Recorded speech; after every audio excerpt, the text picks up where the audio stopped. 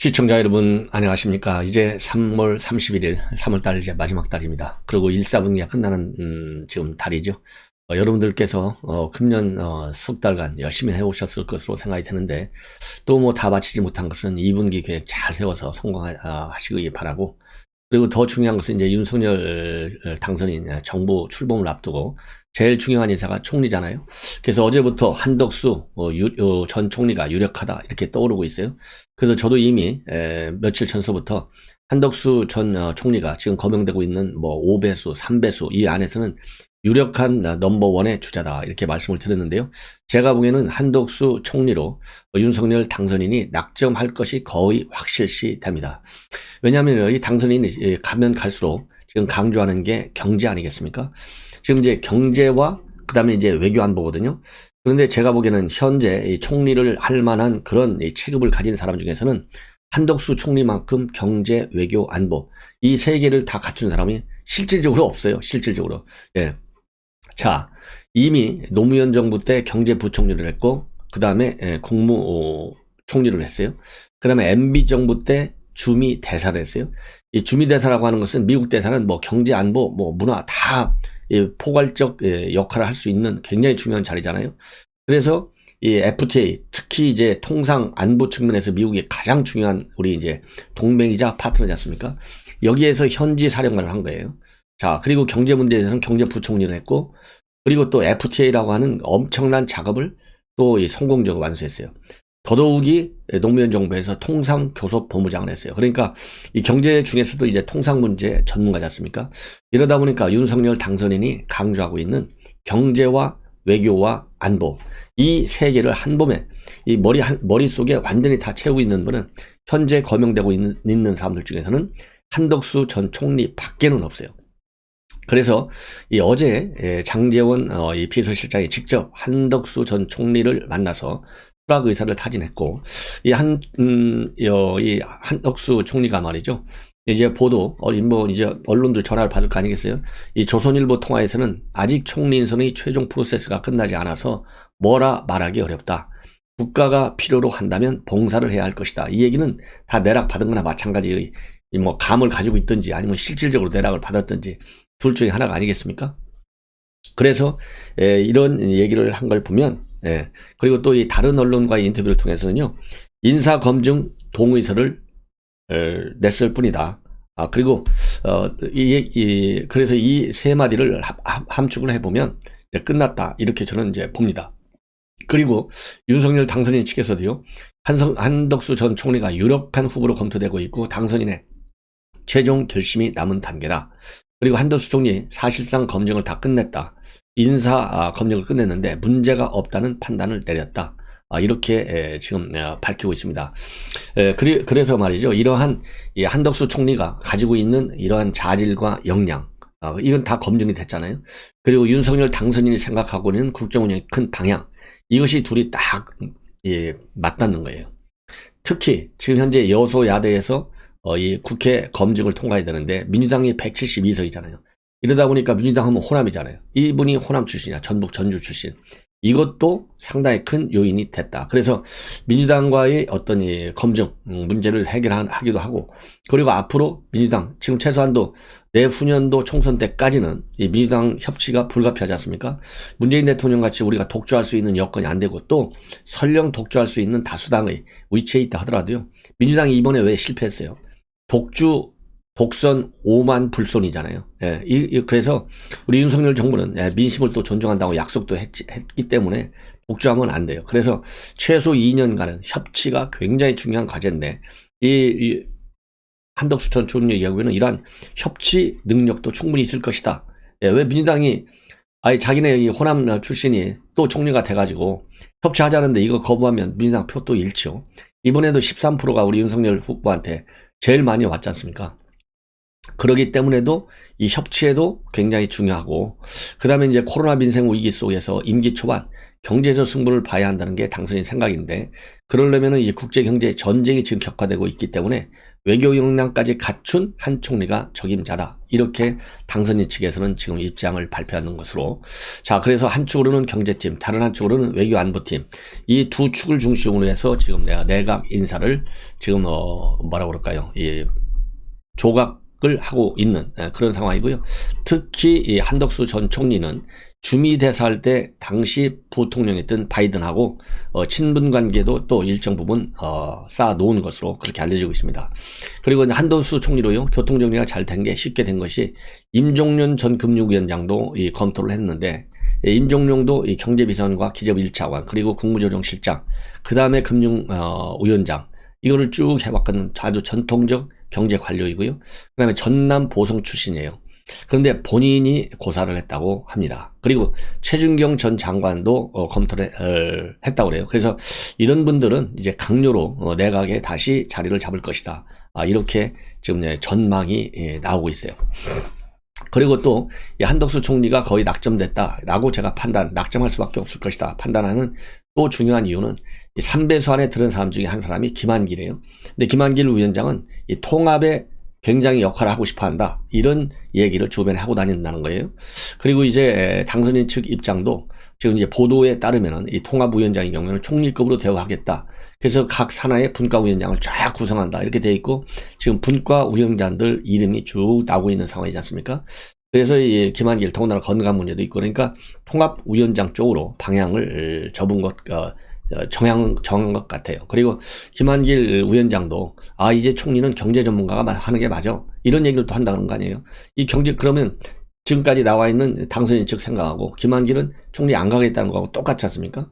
그리고 이제 박주선, 이건 같은 검찰 출신이라고 하는 것이 이 핸디캡이고요.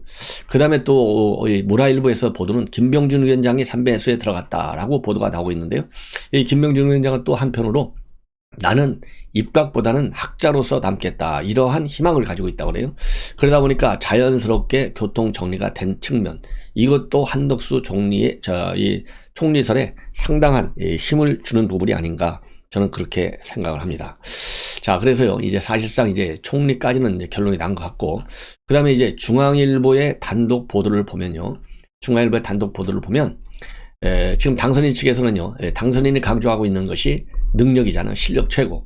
그렇기 때문에 지역 개념에서 뽑은 것은 아니다. 검증된 경제통이라는 점이 굉장히 좋은 점이었다. 이렇게 보도가 나오고 있고요.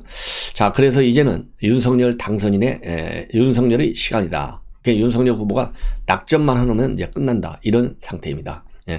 그래서 이제 인수위 측에서는 4월 초에 빠르면 내일 중 4월 1일 발표할 수도 있고, 이 발표는 이 과거 관리에 따라서 당선인이 직접 하게 될 가능성이 크다.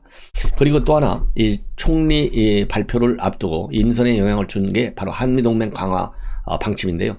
자, 주한미군 기지를 윤석열 당선인이요. 그래서 총리 발표를 앞두고 주한미군 기지를 직접 방문한 일정을 타진 중에 있는데, 인선에서 의미 있게 봐야 할 부분이라는 겁니다. 왜냐하면 용산에 집무실을 이전한다고 하는 것은 용산에 있는 주한미군 기지 반환 문제와 직결되어 있기 때문에 이 반환 기지, 이 문제 처리에 있어서도 총리의 상당한 역할이 중요하다는 겁니다. 그래서 아까 말씀드린 대로 미국을 잘하는 이 한덕수 총리가 유력하다는 거죠.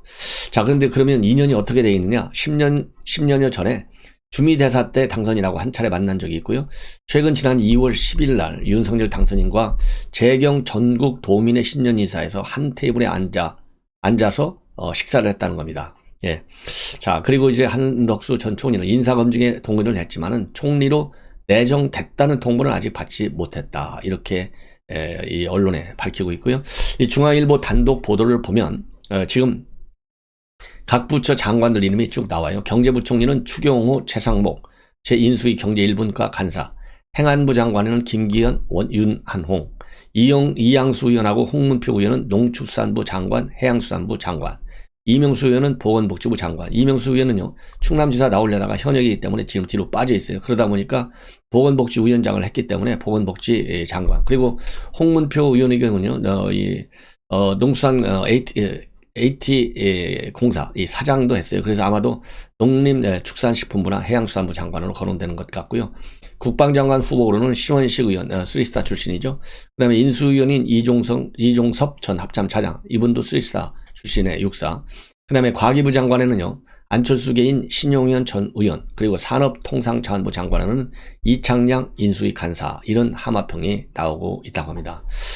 자, 그리고요, 지금 이제 윤핵관들이 이제 어디로 가느냐, 이런 것도 지금 상당히 언론에 관심이 되고 있습니다.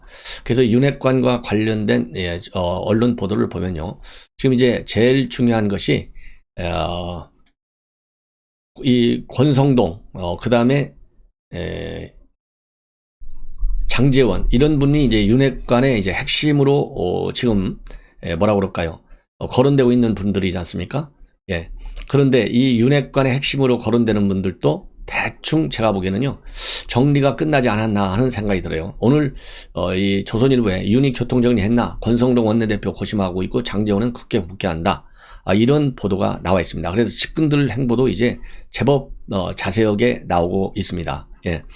그래서요, 이 핵심 측근의 권성동, 장제원, 윤한홍의 움직임의 변화가 있는데, 이 세 의원은 작년부터 아주 윤석열 당선에 가장 크게 기여한 승리의 1등 공신으로 꼽힌다는 것이죠. 그래서 이분들의 역할, 가시화되는 분위기인데, 여기에는 윤석열 당선인의 생각이 다 끝난 것 아니겠느냐. 그래서요, 이 권성동 의원의 경우에는 뭐 더 이상 설명 안 해도 잘 아시니까, 그래서 이 원내대표 선거 출마 가능성이 굉장히 유력하게 거론되고 있습니다. 왜냐하면은 원내대표하고 원내대표 출마해서 이 경쟁 파트너일 수 있는 권영세 의원이 최근에 뭐라고 그럴까요? 불출마를 선언했어요. 그러다 보니까 주변에서 원내대표 출마하라, 이런 요구가 상당히 거세다는 거죠. 더군다나 172석의 민주당을 상대해야 되고, 그런 점에서 사선으로서 법제위원장을 지냈기 때문에 대야 협상력이 강한 권성동 의원이 원내대표로 나서야 한다, 의견이 당내에 있다. 그래서 권성동 의원은 원내대표 선거 출마를 지금 고심 중에 있다, 이렇게 되어 있고요. 그 다음에 장제원 의원의 경우에는 당선인이 취임하면 여의도로 돌아갈 것이다. 그래서 새 정부 참여보다는 국회로 복귀하기 뜻이 강하고, 다만 과제는 그럼 윤석열 당선인이 놓아주겠느냐, 이런 이제 문제가 있게 되는데요. 당선인은 후보 시절에 특히 어려울 때 밤을 새워가면서 자기를 도운 장 의원을 일찌감치 당선인 비서실장으로 점을 찍었다, 이런 얘기가 나오고 있고요. 그래서 새 정부의 첫 비서실장 발탁 가능성이 거론된다고 합니다.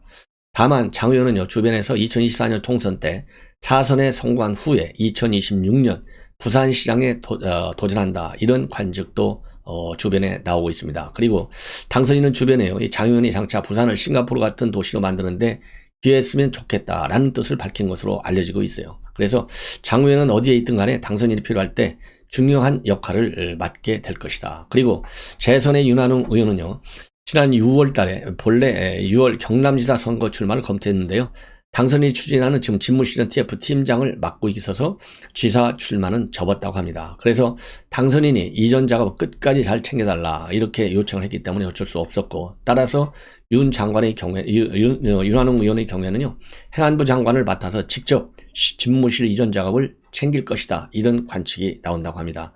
더군다나 이제 윤한홍 의원의 경우에는 순수 정치인이 아니고요, 행시에 합격해서 이 관료 출신으로 쭉 커온 정치인이거든요. 자, 그리고요, 윤한홍 의원은 이와 관련해서 당으로 돌아가서 새 정부를 뒷받침한다는 생각에는 변함이 없다, 이러한 입장을 주변에 밝혔어요. 이런 걸로 보면 윤한홍 의원의 경우에는 뭐라 그럴까요? 입각하는 것도 굉장히 좋은 포인트 중에 하나가 아니겠느냐, 이런 생각이 듭니다. 그래서 이 정도가 되면 상당히 유력한 뭐라 그럴까요? 이 행보, 아주 신뢰성이 굉장히 높은 조선일보의 보도다, 이렇게 생각이 듭니다. 자, 마지막으로 이제 진중권 교수가 최근에 총리 출마를 접은 안철수 인수위원장 선택에 대해서요, 굉장히 현명한 선택이고, 총리를 해봤자 분명히 욕을 많이 먹을 것이다. 그리고 총리를 한다는 게 그 경력을 다음 대권에 도전하는 자산으로 삼겠다는 것인데, 이 정권에서는 총리 잘하기가 좀 힘들 거다. 그래서요, 출범하기도 전에 예단하는 것 아니냐, 이런 질문과 관련해서 처음에는 기대가 높다가 1년쯤 지나면 글을 찍은 내 손가락을 잘라버리고 싶다라는 것이 일반적이지 않느냐. 이 당이든 저 당이든 일반적으로 그래왔기 때문에 말씀을 드리는 것이고, 더군다나 이제 안철수 위원장의 경우에는 이 국민의힘의 지지 기반이 없기 때문에 총리직보다는 당에 접근하는 길이 현명하겠다 싶어서 그 길을 가고 있다. 그리고 만약에 안철수 위원장이 단일화를 해주지 않았다면 이번 선거는 어려울 것이기 때문에 이 안철수 위원장의 역할이 굉장히 큰데다가 두 번째는 지금 대통령 당선인 지지율이 너무나 낮다. 중도층이 다 떨어져 나간 상태에서 정권을 안정화하기 위해서는 온건 보수의 이미지를 가진 안철수라는 존재가 앞으로도 굉장히 중요하게 여길 것이다. 자, 여기 이 부분에 관해서는요, 제가 그동안에 안철수 위원장, 저는 뭐 총리로 갈 거다라고 생각을 한 바 있어요. 그것이 태권과 더 강하게 당대표보다는 연결될 것이다. 이런 점을 제가 말씀을 드렸는데, 그렇다고 해서 지금 진중훈 교수가 의견이 저하고 다르다 해서 잘못된 전망이다라고 보지 않습니다. 이 가능성도 상당히 있다. 그래서 이 절반의 두 선택지에서 굉장히 어려운 결정을 안철수 위원장이 한 것이 아니겠느냐, 이렇게 저는 판단이 듭니다. 그리고요, 이제 진중훈 교수가 지금 이제 인수위가 말이죠, 지하철 시위를 벌이고 있는 전장현 찾아갔잖아요. 이거 참 잘했다, 올바르다, 이런 방식으로 안정화시키는 큰 역할을 안철수 위원장이 해줄 것이다. 그리고 현직 당 대표가 계속 문제가 있다. 국민의힘의 지뢰가 돼버렸다. 언제 어디서 터질지 모르는데 여성 갈라치고 장애인 갈라치고 그 다음에 또 다른 소수자를 찾을 것인데, 이런 가운데서 안철수 위원장이 자기 길을 차근차근 밟아가게 되면 내년쯤엔 당 대표가 되는데 굉장히 유리한 고지를 점할 수 있다라고 전망을 하고 있어요. 그러면서 자, 이 안철수의 말하자면 위원장의 이 지난 단일화에서의 역할, 그래서 현 정권이 탄생에 큰 기여를 했다라는 점, 그리고 당권 도전을 위해서는 기반이 약하기 때문에 지금부터 당에 가서 이 당내 지지 계층을 적극적으로 넓혀야 된다라고 하는 점, 이 점은 뭐 모든 사람이 충분히 예측할 수 있는 그야말로 이 상식적인 굉장히 합리적 판단이 아닌가, 이런 생각이 듭니다. 그래서 어쨌든지 간에요, 현 정부 출범에 크게 기여했기 때문에 이 안철수 위원장 어디서 뭘 하든지 간에 공동정부라고 하는 이 정부직을 맡든 안 맡든 간에 공동 정부의 운영의 중요한 이 축이다라는 어떤 이 자긍심을 갖고 이 성공에 크게 기여할 수 있는 그런 능력을 가지신 분이다라고 저도 판단을 하고 또 기대를 하겠습니다. 이상으로 오늘 첫 방송을 마무리하겠습니다. 이어서 또 오늘 중요한 뉴스가 많은데요. 바로 이어서는요, 김정숙 여사의 옷값과 관련된 논란 여전히 계속되고 있어요. 이 문제를 또 집중해서 보도해 드리도록 하겠습니다. 시청자 여러분들의 많은 시청을 거듭 당부드립니다. 감사합니다.